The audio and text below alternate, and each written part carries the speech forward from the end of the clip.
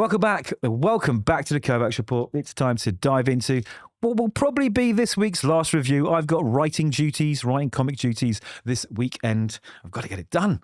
But this YouTube keeps getting in the way, and this thing called my job keeps getting in the way. But you know what? Let's talk about this comic book. It's one I've been waiting for quite some time. It's Batman Deadpool, the sort of follow-up to the Deadpool Batman book, part of this huge DC Marvel crossover, which is unraveling over the months. But we got two giants of comics, writing and drawing, two giants of comics, Batman and Deadpool. Yes, Grant Morrison and Mora are on the main story, and it is beautiful to behold. That art really lifts this story. Now, there are a number of stories in the book. We're going to go through them page by page, so there will be spoilers. Like the video if you can. Hit subscribe if you can, but definitely read it first if you don't want it spoiled. So the first thing I'm going to say is after the Deadpool Batman one-shot, which was, let's be honest, a little disappointing, I've got to say this is way better. It really is. It is what you expect, though. It is one of those sort of throwaway books that you read over your lunchtime. Don't expect any, earth-shattering storylines here. It's just a bit of fun. And it's very, very Grant Morrison. I mean, if you're a Morrison fan, you know what to expect. If you're not, get ready. There's fourth wall breaking, of course. There are universes clashing, not just for a coffee. There are nods to Grant Morrison characters, arcs, runs.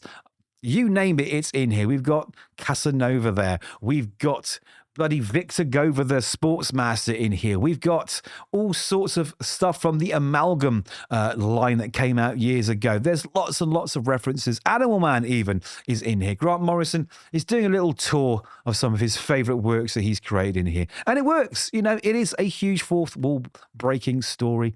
And why not? Why not sort of reference all the stuff that you've done before? Because this is Grant Morrison's return to DC. We're a bit treated at the moment with returns. How they're going to turn out, I don't know. We've got Bendis back at Marvel and Morrison back at DC. So that is quite formidable names. Let's hope we get some formidable stories. Let's talk about this one first. So we've got these two universes, each representing DC and Marvel. They've come together. And like I say, not just for a coffee, they're getting it down, okay?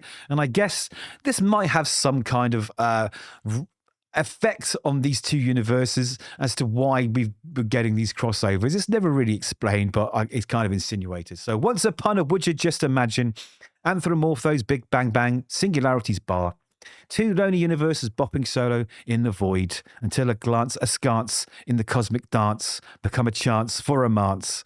One thing led to another, and all roads led to Gotham. So there we go. So Batman is visiting Victor Gova, okay, who is the Sportsmaster. And he's in a bit of a state because I think the woman he loves is dead and it's all his fault. Well, he believes it's all his fault, but Batman says maybe not. He says maybe you can put that eidetic memory of yours to work, Victor. Tell me exactly what you saw that day and where, and I'll make sure Wallace people don't get away with it. And then we unravel. We are in the Mediterranean Sea somewhere in Greece, and Batman's investigating. He is investigating what's going on. He finds these sort of skeletal bodies near these ruins and a batarang, but a batarang that doesn't belong to him. He says, what happens, sir? Do not engage until we know what we're dealing with. Victor Gova said this was the last known location of the target, but somebody got here ahead of us. Wait for the signal. I mean that. The target's artifacts, potential reality twisting capabilities. Checkmate soldiers running errands for Amanda Waller, like Gova said. They've already paid the price, and something killed these were-creatures. Wait, that looked like, and that's his batarang, but it's not his batarang. And we see those two gods clash. And I guess as they clash, the repercussions in those two universes unfold in these books. And we jump straight into Deadpool here, carrying a Batman that's very, very worse for wear. And here is where the madness continues, okay? So this is where we end up, and this is how we get there. So there's loads of what you expect from Deadpool, the fourth wall breaking jokes, the strange cartoon characters invading reality, guns firing, swords swinging around the place, hearts being plucked out of chests. And of course, we've got ducks that explode and just cause absolute mayhem. There's a clever, funny joke here where he goes, okay, one wall, two walls, three walls, and then looks at us and goes, oh, I can see you, because he's breaking the fourth wall. But like I say, there's a few chuckles here and there. There is a few chuckles. Now, Deadpool's had his legs blown off. We get a nod to the Court of Owls here. His legs grow back. We've got the piano. We've got some things going nuts. Deadpool tries to basically attack Batman to make sure it's the real Batman. Of course, Batman puts him on his ass. And then we get more references, the amalgam references, lots of references everywhere. And we go through this wacky sort of tunnel of love on the swans through to some buildings, and things aren't quite right. And we find out eventually, after more zany stuff with some cartoon characters, that Batman's going down because Batman believes that this isn't reality, so nothing here is real. Okay, so he puts himself and sort of, give me the best shot you've got. And they certainly did. And he goes down, and it's revealed that Cassandra Nova, one of Grant Morrison's huge creations of the past, is working her sort of psychic magic on these two. She's got her hands through both of their heads, and she's brought their two minds together to achieve whatever it is she wants to achieve. Now, the long shot of this is we get some crazy stuff here. You'll notice some more references here on the as we go through these strange places. The Lazarus Pit, this version of Batman. But the fight continues. They land outside, and there's lots of blades being thrown around. Giant typewriters, of course, because it's Grant Morrison. Dark Claw makes an appearance here, and lots of blood. But let's jump to it. Robin's outside, so Robin gives Cassandra Nova a bit of a slap to try and help our two heroes break out of this crazy world they're in. And we get back to what they were actually after in the first place. There is someone here who looks very, very, very familiar. And if you're not familiar with Grant Morrison, looks like, well, put two and two together. We've got this chappie here who has this typewriter, a cosmic keyboard, and he's been writing all this stuff into reality, into canon, and that's why everything's been going crazy. And Cassandra Nova wanted this, I forgot what it's called again, cosmic keyboard to rewrite reality for her own nefarious needs. But of course, she gets defeated. Here we go. And they say their goodbyes. Reality returns to something somewhat normal as these two finish their sort of liaison, and the worlds separate again and go back to normal. Now, it wasn't a bad story. He revisits old Victor Gova, and there's a little surprise because he borrowed the keyboard before he gave it back, and he brought his little wife back to him there, which I thought was a nice touch. Little happy holidays there to end it all. So yes, very Grant Morrison. I didn't want to go too in-depth to it because I kind of want to sleep tonight, okay? And when you delve deep into the mind of Grant Morrison, you know, there is a definite fear that you're going to come out scarred in all the best possible ways. But there we go. There's the first story. Oh, was it great? No. Was it fun? Absolutely, absolutely. Now, we get a few other stories, and I'm not going to really dive too deep into these. We've got a Hellblazer and Doctor Strange story, which I thought was a great pairing. It's really, really interesting. There's a mystery they need to solve. And Hellblazer, John Constantine, needs Doctor Strange's help. And basically, they help each other. And we see all these other things that are going on in the universe that they need to fix and bring back to how they were. The universe is separating. So there's not this incursion of two universes. And we get some really lovely art. We get some nice moments between the two of them. Hellblazer uses the Eye of Agamotto, but it messes him up, and it needs Doctor Strange to come in his sort of spectral form, and together they set all these things back to the way they were. Again, a nice little story. They have a little wink to each other as they leave. Now, my favourite story is this one, Sticks and Snicks.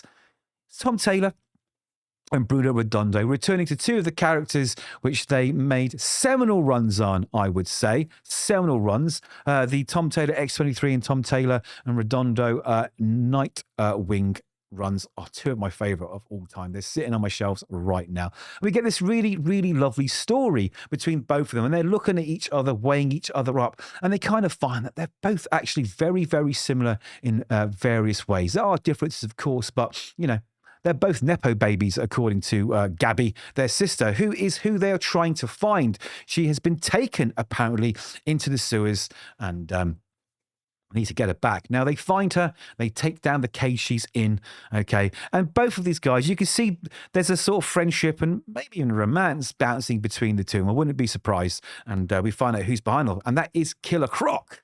And they go to work, and they both admire each other's sort of skills, you know? Nightwing doesn't have any superpowers, and X-23 is like, wow, you're doing all this. You're putting yourself in front of danger and you have no powers and I do. And there's mutual respect. He looks at her and he says, well, she's holding back. She knows that this monster isn't maybe acting on its own sort of impulses and, she can pull her punches slightly and just solve the situation. Of course, that is what's happening. And it's just a really nice story between these two characters. Then we get the little joke, like I say, that they're both Nepo heroes and they all go back and have a bit of Chinese food at the clock tower with good old Babs.